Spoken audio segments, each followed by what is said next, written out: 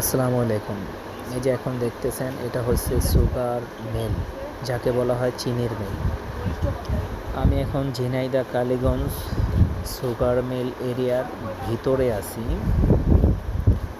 ঘুরতে আসলাম ঝিনাইদহ কালীগঞ্জে, তখন আমাকে নিয়ে আসলো এই চিনির মিলে দেখার জন্য। তাদের সাথে আমি বাইকে চড়ে চিনির মিল ঘুরে ঘুরে দেখতেছি। পরিবেশ বলতে তো কথা, যা না দেখলেই না।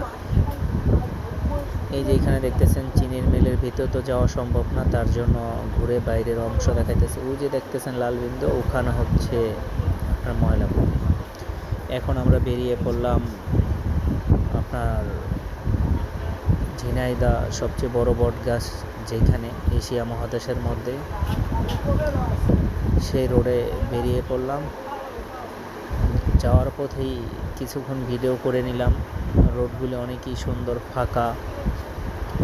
আমার পিছে যাকে দেখতেছেন তার নাম শরীফ ভাই, আমি যার পিছে বসছি তার নাম শাহিন ভাই।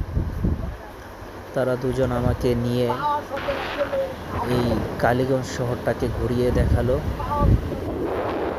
গ্রামের সাইডে চলে আসলাম। এখন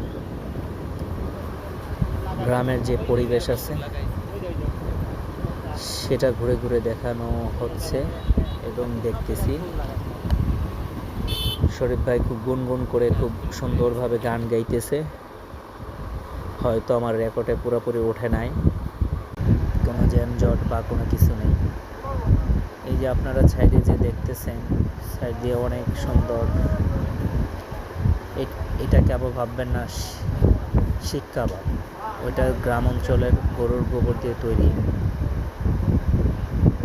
এখন চলে আসলাম অলরেডি ঝিনাইদহ যে বটগাছ, সেখানে কালীগঞ্জের